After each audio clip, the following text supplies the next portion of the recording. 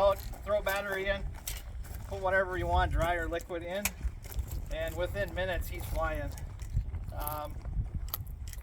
Biggest thing that we've learned through this thing is to have clean power and lots of power. So as you can see, we just put that on and started today with the new generator. He needs to charge batteries very, very rapid, especially when he's doing 5 minutes out, 1 minute on the ground. He needs to be able to charge batteries very fast. So you can see on side, this is our test trailer, I would say. We're hoping to build a truck with a curtain and a bunch of fancy shit for next year, this winter. But we're learning a lot right now. So he has 2 chargers, which Rod is leaning on. Rod, can you move? Hey, Rod. Yeah, Vanna, point him out. So he's got 2 chargers with the cooling stations right there. The 2 water tanks and then his 2 mixing tanks. And just want to be on the ground for about a minute every time it comes in so we can be back out spraying. That's really our efficiencies, really. We want to have 2, so next year we will be having 2. So one's out and one's getting filled and then back out before the other one returns. One of the big things that we learned is that if you can get up in the air, it's awesome because you can see your crop. If you're doing fungicides, you want to be up and over the crop.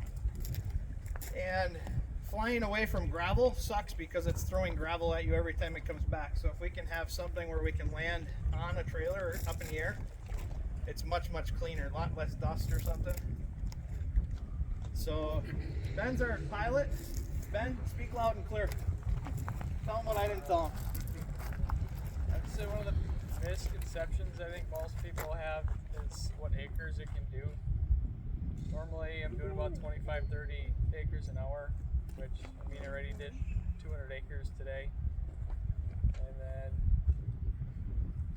licensing it's alright, it's not that hard. Maybe about 25 hours in it. You're pretty good as long as you pass the test the first time. But other than that, it's really simple. If anything breaks, it shows up right away. And nothing major's happened yet, so that way it's a good thing. And we got about 3,200 acres on it already. It's still going strong. So it did all of our urea this year, did about 100 ton of urea. And then it's doing all of our herbicide application. It did our fungicide, insecticides. Am I missing anything, Ben? We just look at expanding that into, we're going to do a lot of testing this fall in cover crop planting, different species, different things together, in corn, out of corn.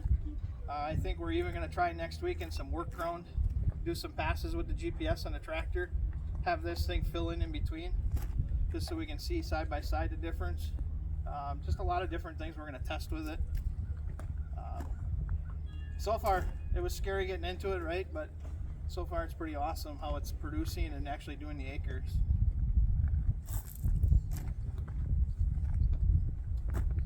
Anything else to add, Jeremy? That's a great customer testimonial right there, I'll tell you. Yeah, so this drone is, we carry 2 manufacturers. This is one manufacturer, it's called DJI. This is the newest, latest, and greatest drone here, the T50. So this T50 has been out for maybe 2 months, I think. It has a 10.5 gallon liquid tank or an 18.5 gallon dry tank with a broadcast spinner underneath it. That's how they were doing the urea, obviously. It's a quadcopter with 8 motors, so it has 2 coaxial opposing motors on each arm for extra lift, giving you the 8 sets of props. Props are 54 inches. Drone as tip to tip, when it's fully out, is about 11 feet 8 inches. Full takeoff weight is 227 pounds. Flies fully autonomously. So it has 2 sets of active phase radars. That big barrel on the front is a spinning radar, and the barrel on the bottom spins opposite to that for terrain follow. So when you launch this thing, it can fly completely autonomous. You can take over. You can do cleanup passes and what they call manual plus. So the computers are still keeping track of gallons per acre very closely, but you're controlling where its direction and velocity goes. So it's super easy to clean up certain areas, even easier to do a fully autonomous because it'll launch, go find its spot in the field within 2 centimeters, drop, yaw, spray. When it's empty, it'll automatically come back. Where it stops in the field, it makes a break point, so it knows exactly where to go back out and continue its pass. RTK ready, so you can run RTK with this system. You can use Whiskors, Digifarm. We have base stations that you can run if you don't have good cell service. But they're very accurate. Like Ben said, it doesn't take too much to learn it. Once you learn it, it becomes a really, really good tool. This one here has 2 atomizers in the back. So the difference with that and a typical pressurized nozzle system is on the typical system, you'll pressurize it and push it through a tiny little orifice in the nozzle. This is a different kind of setup. So you have pumps that pull from the tank and push it to the arms and the nozzles, but then you simply have a motor with a disc on it, and that disc has, yep, right there, thank you. Careful of the eye. So it delivers liquid to the center of that disc, and that spinning disc has teeth around the circumference of the disc. So when centripetal force throws the liquid out as the disc is spinning, it goes through those teeth, and that creates your droplet size. The very interesting aspect of that is, if you ever have to adjust your droplet size, you're not landing the drone and changing out 20 nozzles. As it's going 22 miles an hour across the field, you change the RPM of that motor, and that creates a different droplet size. So from the remote itself, as it's flying, you can go from 50 micron to 500 micron right on the fly. The atomizers also allow you to spray a higher viscosity product versus a traditional nozzle. Now what you see with Ben's here is it has 2 nozzles on the back arm, so it flies forward and the arms are behind it. This does have an option where you can put 2 more atomizers on the front arms.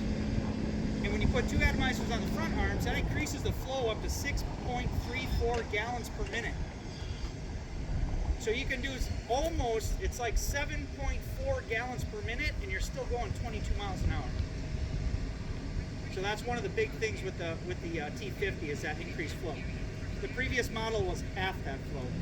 So as you can see, every 8 to 12 months, these aren't little increments, they're big increments in capacity, features, and safety. So,